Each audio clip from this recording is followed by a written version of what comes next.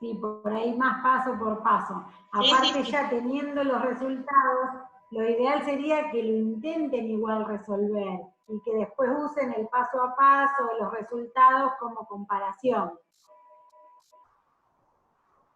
Y de cuentas nacionales, bueno, la Comisión 2 tiene un PowerPoint que yo les había dado, pero ese lo voy a subir para, a alguno le falta, para ver temas, para ver más en profundidad cuentas nacionales.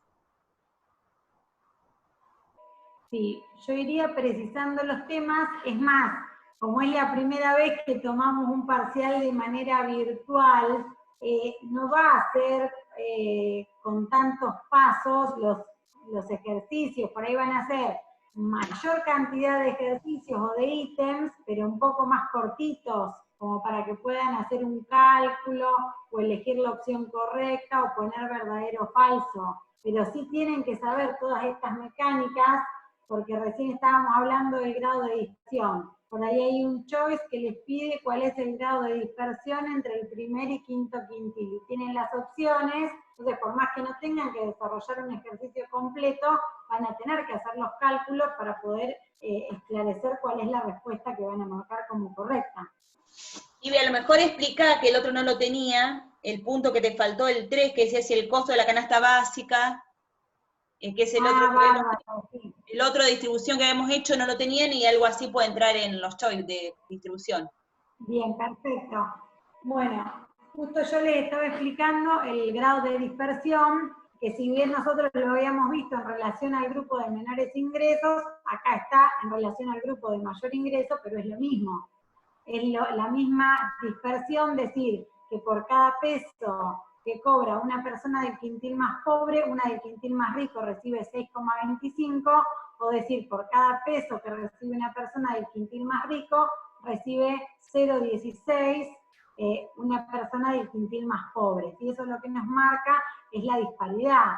¿Se acuerdan que cuando graficábamos la curva de Lorenz, lo que nosotros analizábamos era cuán equitativa o inequitativa era la distribución del ingreso en esa economía? Y que tenía que ver también con... Ivana.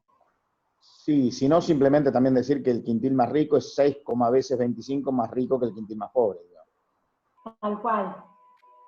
Así que por ahí es más gráfico. Claro.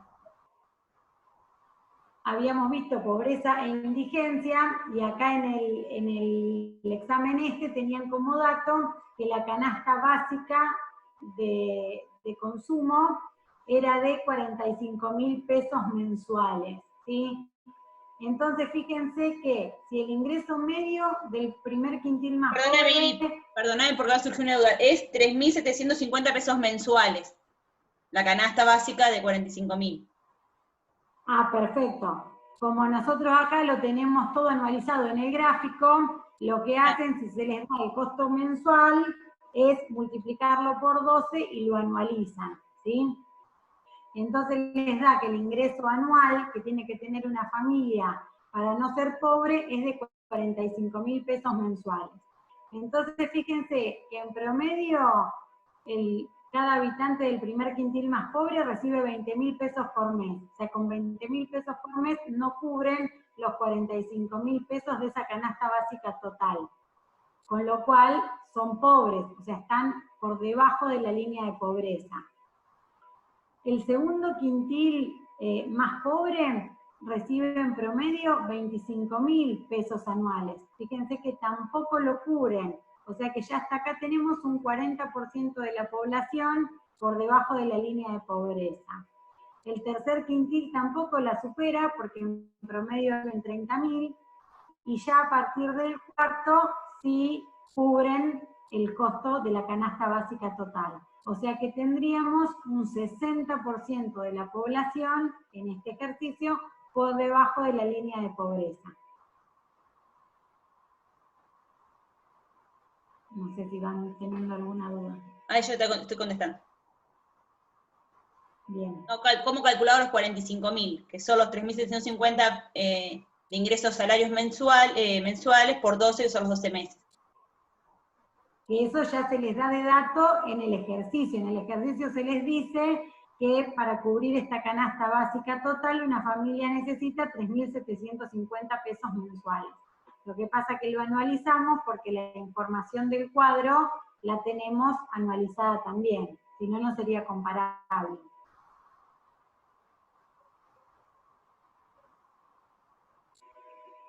Y después el último, que también a veces puede ser lo del gráfico, que a veces puede ser una pregunta, el coeficiente de Gini, que dice si se aproxima, dice cuando el coeficiente de Gini se aproxima a 0, cuando tiene que hacer la distribución del ingreso.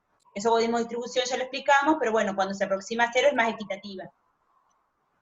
Lo explicamos en el videíto que dimos que dice distribución, con el gráfico. Eso también, por ejemplo, eso puede ser también una pregunta. Un verdadero falso que les diga, cuando el coeficiente de Gini se aproxima a 1, la distribución es más igualitaria, o sea, ahí ponen falso, porque cuanto más se acerca a 1 sabemos que es más inequitativa, como para que más o menos se manejen en el tipo de preguntas. No sé si tienen alguna duda. ¿O de otro tema, alguna otra duda?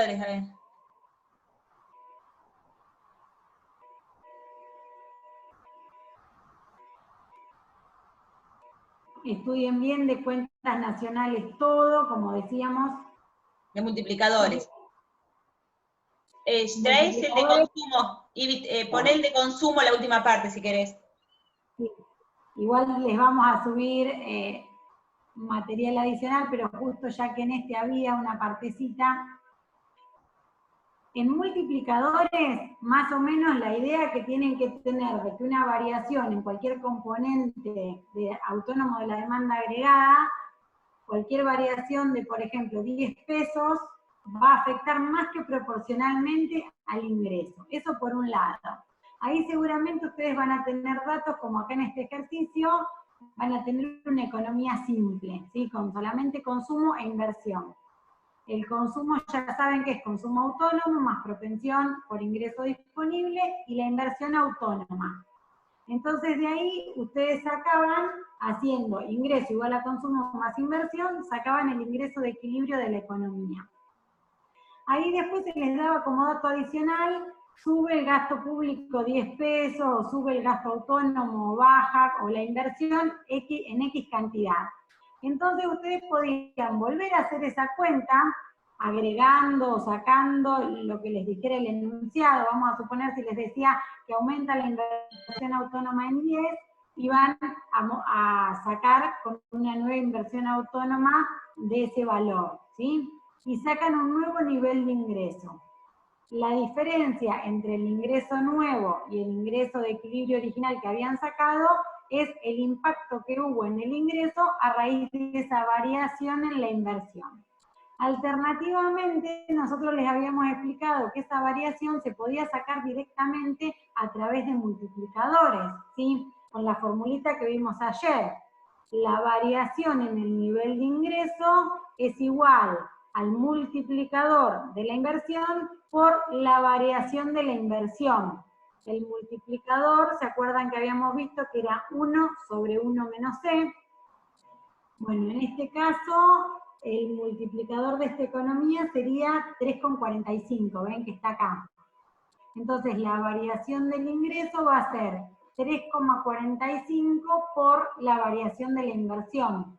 ¿Era 50 lo que subía la inversión? Yo justo no tengo a mano el ejercicio. Aumentaba 50, sí, de 350 aumentaba a 400. Sí, o sea, ustedes, aunque les diga que ahora la nueva inversión es 400, cuando sacan por multiplicador, ponen la variación, no la inversión total.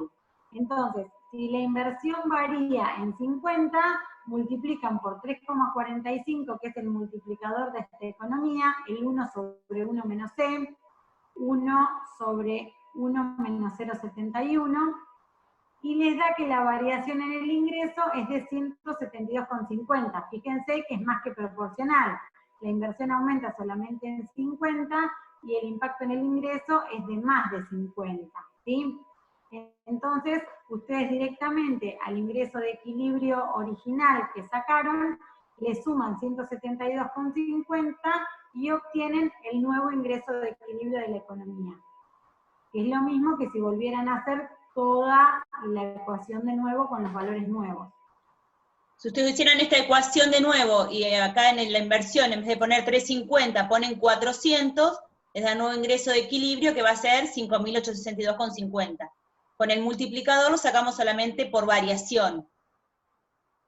Es la variación de que en este caso de la inversión nos identifica cuál es la variación del ingreso de equilibrio. Chicos, lo que hay que tener claro es que el ejercicio se puede hacer de dos modos distintos. Uno es calcular de nuevo toda la ecuación y me da el resultado nuevo de equilibrio directamente, o si no, es mucho más fácil hacerlo con el multiplicador. Una vez que obtengo el multiplicador, le sumo al viejo equilibrio la variación y me da la nueva situación de equilibrio. Siempre hay que hacer los dos, preguntan acá. No, muchas veces, no sé estos parciales cómo van a ser, pero muchas veces lo pedimos utilizando el multiplicador. Este es un multiplicador simple. Cuando hagamos otros multiplicadores que son más complejos, usted tiene que saber qué multiplicador es utilizar. Pero bueno, en este caso vamos a utilizar solamente los simples. Es más, les podemos dar los valores. Se sabe que en esta economía por cada peso de renta adicional se destinan 71 centavos a consumo, entonces el multiplicador de esta economía es igual a 3,45, 4, 6, 10, ninguno de los anteriores, entonces ustedes hacen la cuenta y marcan la opción correcta. Acá pregunta si podemos explicar otra vez multiplicadores, que lo dimos ayer, pero bueno, no todos porque es muy complejo, pero lo importante del multiplicador es que tengan en cuenta lo que hablamos ayer, que cualquier modificación que haya en la demanda agregada va a tener un efecto multiplicador en el ingreso de equilibrio. ¿Por qué? Porque esta C chiquita es la propensión marginal a consumir, que está relacionada con el ingreso. O sea, a medida que aumenta el ingreso, aumenta el consumo, y esto es lo que modifica la variación en forma proporcional del ingreso de equilibrio. Sí, Gustavo, vos querías decir algo. No, está bien. No sé si los chicos tienen alguna duda más. En cuanto a los multiplicadores, lo que preguntó el chico, si se necesitaba hacer los dos, no. Depende del tipo de la pregunta, digamos, también. Pero en definitiva, las preguntas pueden venir, por ejemplo, ¿cuánto es el nuevo ingreso? Bueno, y eso lo pueden calcular de cualquiera de las dos maneras. No hay obligatoriedad de hacerlo de un modo u otro. Ahora, si le pregunta cuánto es la variación, bueno, le va a ser más fácil sacarlo con el multiplicador directamente, digamos. Uno debería saberlo hacer de las dos maneras para poder adaptarse a lo que pida a lo que plantea el ejercicio de la manera más rápida posible. A mí siempre me gustó sacarlo con la nueva ecuación, pero es más largo, es más complejo. Siempre con los multiplicadores se hace más corto y después sumamos el viejo equilibrio con la variación y me da el nuevo equilibrio de la economía. Acá preguntan cómo resolver otra vez el punto A. Para sacarlo la variación del ingreso con el multiplicador, simplemente tenemos que ver en la ecuación cuál es el multiplicador de esta economía y ver cuál de los componentes de la demanda se modificó. En este caso, se incrementó la demanda, la inversión en 50 pesos. Multiplicado por el multiplicador nos da la variación del ingreso. El otro punto, el que sigue, dice que hay una disminución del gasto del Estado. Entonces lo multiplicamos por un monto negativo, ese mismo multiplicador, y vemos qué variación tiene en el ingreso de equilibrio. Sí, algo que también tienen que tener en cuenta es que cuando nos dice que baja el consumo autónomo o baja la inversión autónoma, el impacto va a ser más que proporcional en el ingreso, pero va a bajar más que en la cuantía que bajó el consumo o la inversión, porque a veces no leen bien y en las opciones, por ejemplo, bajaban 150 y suben 150. Eso es importante tener en cuenta el signo. Si baja el consumo o sube el consumo, porque el resultado es totalmente opuesto. Claro.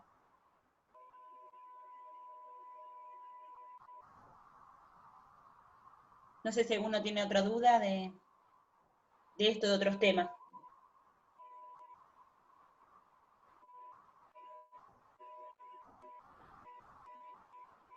Lo que tiene de bueno esta virtualidad del examen es que no les vamos a pedir gráficos.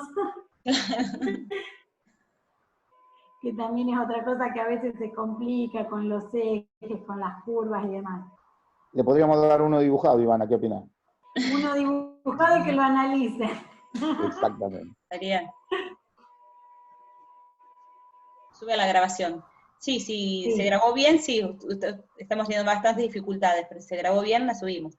Igual de estos ejercicios que hicimos recién, se va a subir las resoluciones, y cualquier duda que tengan, lo pueden hacer en el chat o en el foro que va por tema, que vamos a crear un foro por temas.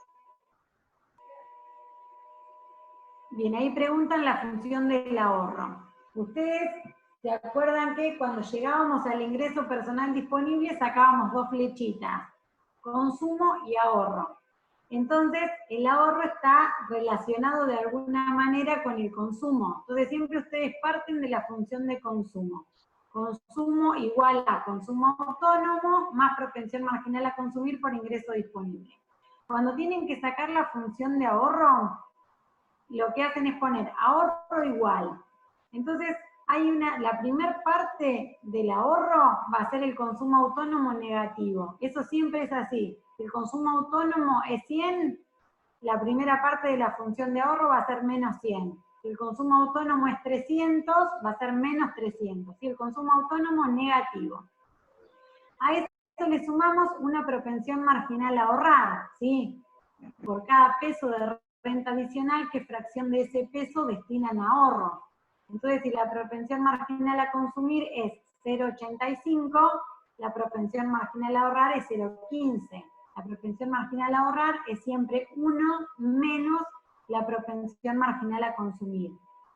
Y esa propensión marginal a ahorrar se multiplica por el ingreso disponible.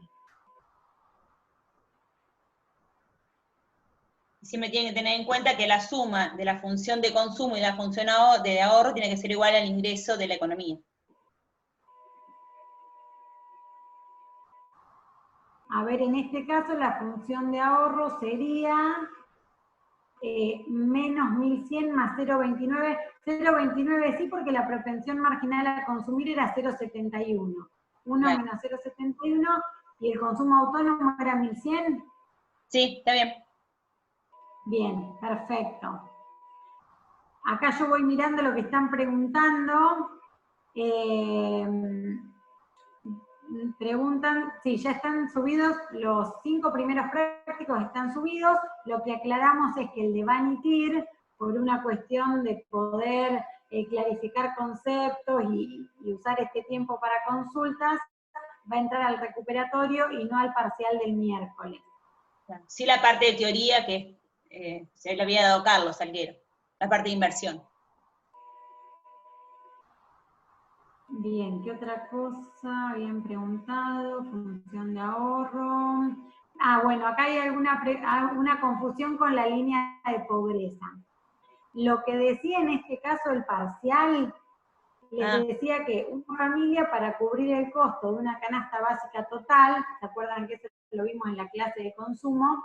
Se considera una persona que no es pobre cuando al menos su ingreso le permite cubrir necesidades básicas alimentarias y no alimentarias.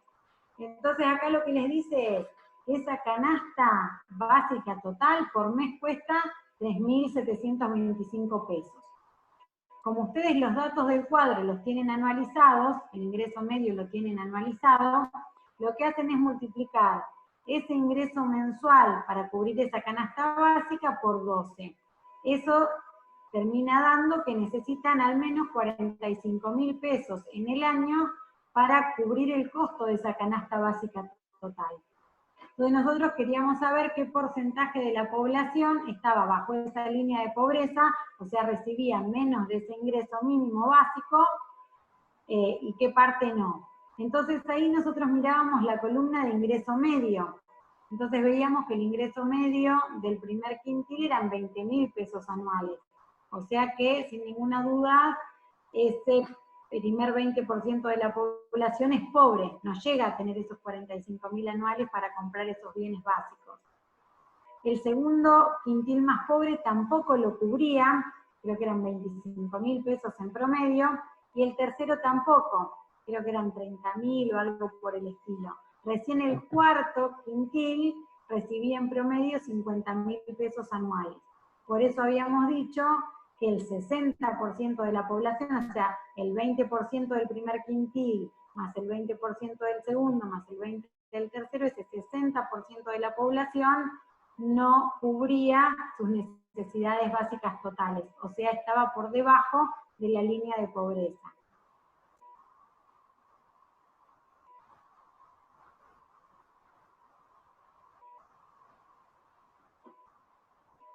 No sé si quedó claro. Después veo que acá están preguntando las medidas de política fiscal. Bien. Esto tiene que ver con dos cuestiones. Hay veces que en los parciales hemos preguntado si se quiere estimular el consumo, si se quiere estimular la inversión. Cuando se habla de medidas de política fiscal, son dos herramientas, los impuestos y el gasto público. Y la política fiscal puede ser de dos tipos. Una política fiscal expansiva, que consiste en disminuir impuestos y o aumentar gasto público. Cuando se aplica una medida de tipo fiscal expansiva, se va a fomentar el consumo. ¿Por qué? Porque si se bajan los impuestos, mejora el ingreso disponible.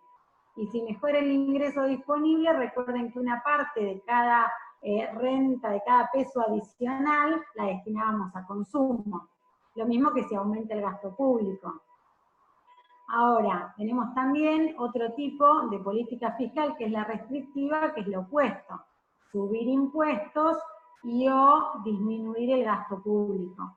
En ese caso se afectaría o se desalentaría el consumo. Puede ser también que preguntemos, el gobierno desea enfriar la economía, entonces, ¿qué tipo de política fiscal podría tomar? ¿O qué haría con ingreso y o gasto?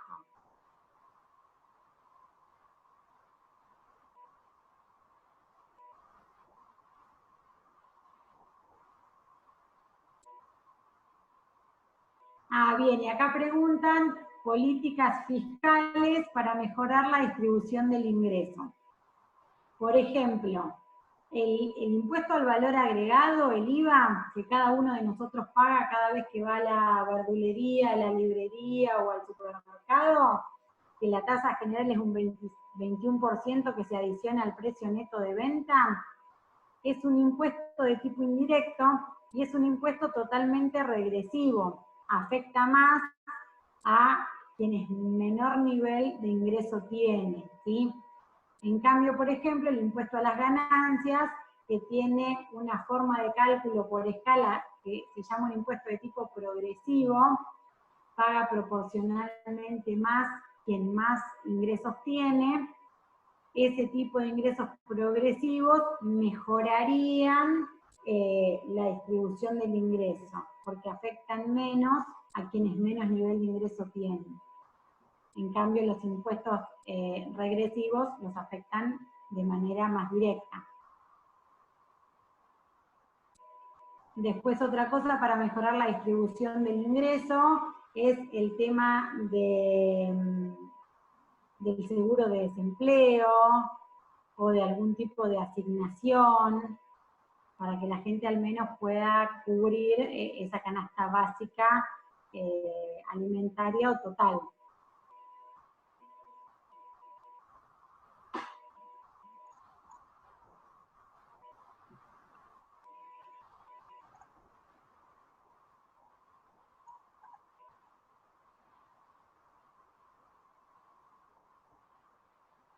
Bueno, no. Si acá preguntan, los 12 son del año, o sea, como les da el ingreso necesario mensual, lo multiplican por 12 para tener el ingreso anual y poder comparar con la columna de ingreso medio, porque la columna del cuadrito de ingreso medio está anual. Pero siempre lean bien el enunciado, porque por ahí en el parcial le ponemos el ingreso medio mensual, o sea, siempre fíjense acorde a lo que se pide en el ejercicio. A veces hacen rápido y leen mal, o sea, traten de prestar atención.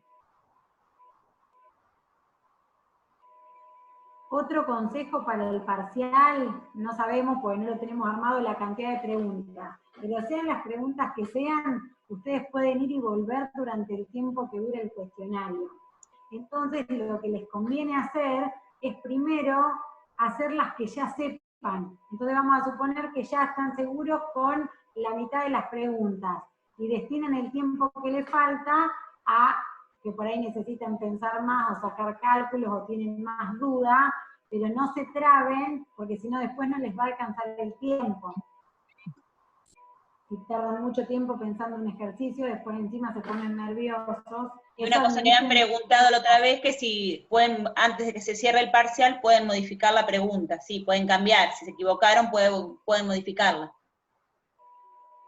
Hasta que ustedes no envíen el intento, pueden hacer lo que quieran. Una vez que lo enviaron, o una vez que se cumplió el plazo que les damos, ahí ya está, ya nos llegó a nosotros el examen. Pero mientras tanto, pueden hacer lo que quieran. Y todavía no les definimos el tiempo, porque como no lo tenemos armado, vamos a ver, en general la idea es armar mayor cantidad de preguntas también para que puedan tener más margen. Entonces, depende de la cantidad que armemos y la dificultad que tenga, va a ser la duración. Pero de todas maneras, ni bien lo tengamos armado, le vamos a ya decir la duración y demás como para que los vamos a subir al foro. Quedan 10 minutos de la charla, me están enunciando, así que si quieren hacer otra pregunta. Sí, si se les corta la conexión en el parcial, la verdad, ya es algo que nos excede. Le pueden reclamar a Fiverr. Crucen los dedos, por favor, para que no se les corte, porque ahí ya no sé cómo, porque eso ya es sistémico. Mira, yo por lo que les pasó a mis hijas hoy que se cortó internet, les volvieron a mandar la conexión y arrancaron. Como nunca llegaron a enviarla, porque el tema es poder enviarlo. Si no lo enviaste, como que si no lo hubieses hecho. Claro. Bueno, veremos. Igual toquemos madera y que a ninguno se le vaya a cortar justo la conexión en el rato del examen. Ah, y otra cosa también para aclarar, es que yo había puesto el recuperatorio al viernes siguiente, 16 horas, y en realidad la clase de Gustavo es a las 14 horas. Después igual lo vamos a informar bien, pero lo deberíamos tomar en vez de a las 16 a las 14, el recuperatorio. El parcial es miércoles que viene, 16 horas. Lo único que se incorpora para el recuperatorio es la parte de práctica de Vanitir, que lo vamos a... Claro, la parte de práctica de inversión. Exacto. No, el parcial, quédense tranquilos que el parcial no es por Zoom. El parcial vamos a habilitar seguramente dentro de, viste, cuando ustedes entran que tienen clases o tutoriales prácticos, ahí vamos a habilitar seguramente una solapa nueva, que será examen parcial. Entonces ustedes van a entrar y nosotros seguramente recién van a poder ingresar al cuestionario a las 17 horas. Ya lo parametrizamos para que arranque a esa hora.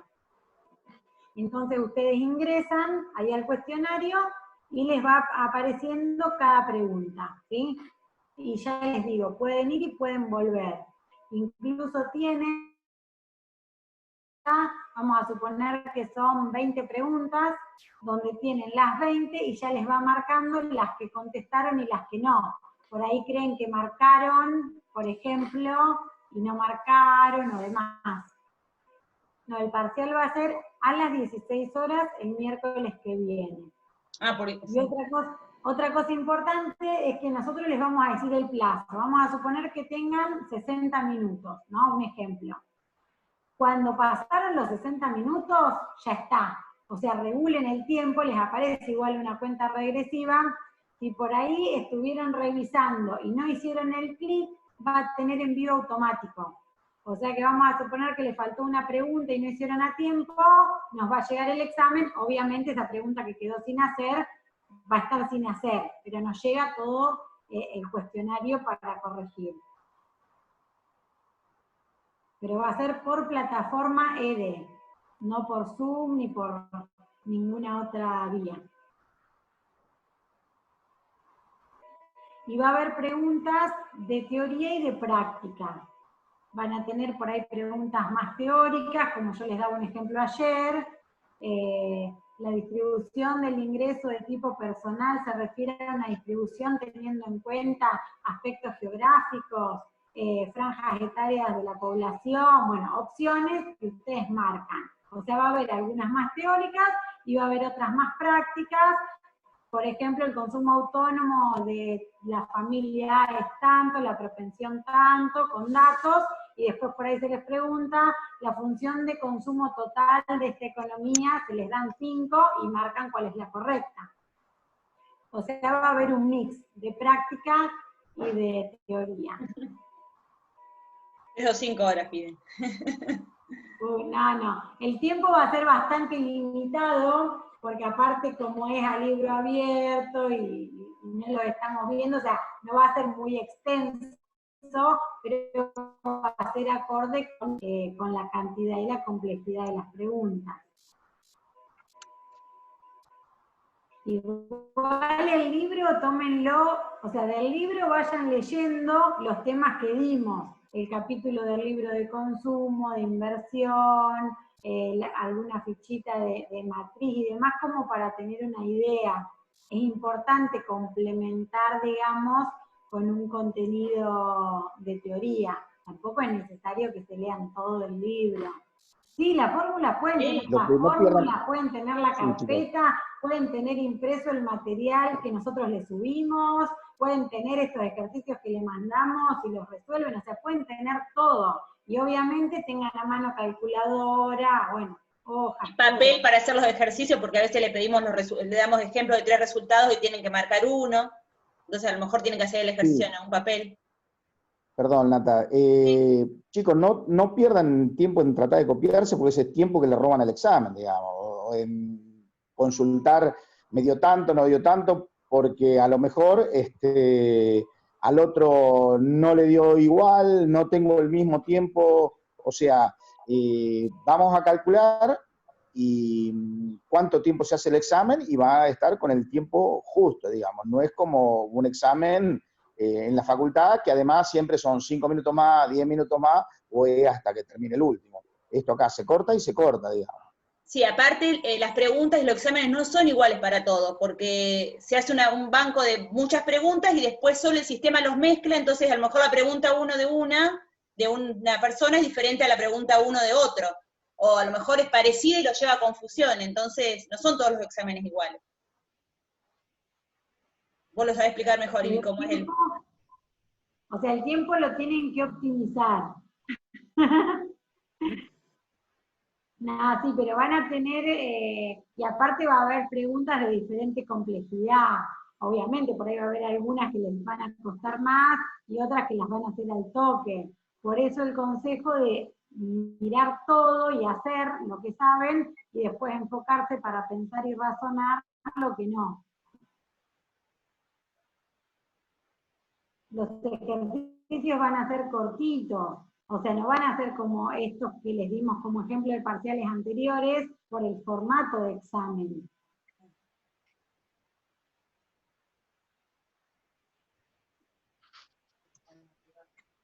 Bien, chicos, estudien bastante.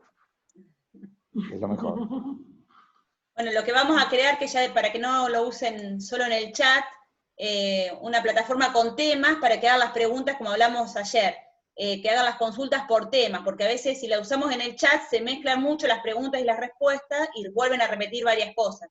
Entonces vamos a crear por cada uno de los temas y pueden preguntar ahí y respondemos todos ahí.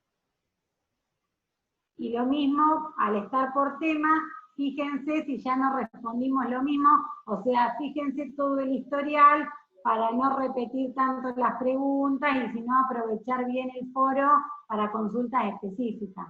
Fíjense en la plataforma que dice intercambio, ¿no? Dice intercambio, va a estar los temas, entonces pregunten ahí, respondemos todos ahí. La aclaración que ayer la dijimos, pero por las dudas que vi que preguntaban, es que inversión entra en teoría, no en práctica de Vanity. Y obviamente esto que decíamos, aumenta la inversión o baja para el multiplicador, pero no el práctico de Vanity. Ese recién va a entrar para el recuperatorio. Y obviamente que van a necesitar razonar y hacerlo en papel, van a tener que tener todo a mano porque seguramente tengan que hacer varios cálculos o algún gráfico para ayudarse a responder. Bueno, quedan un minutito nada más, pero quedamos haciéndose en el chat, hacemos estas preguntas, lo dejamos para las preguntas generales, en el sector de intercambio lo dejamos para preguntas específicas, cada una en el tema que haga la pregunta. Tenemos todos así para saber buscar. La nota instantáneamente no, pero seguramente ese mismo día, a última hora, o el día jueves, a más tardar el viernes, van a tener subidas las notas del primer parcial. Bueno, ya en un segundo se las podamos subir mejor. Bueno, estudien mucho y bueno, en el foro de consultas me parece que vamos a tener bastante actividad en los próximos días.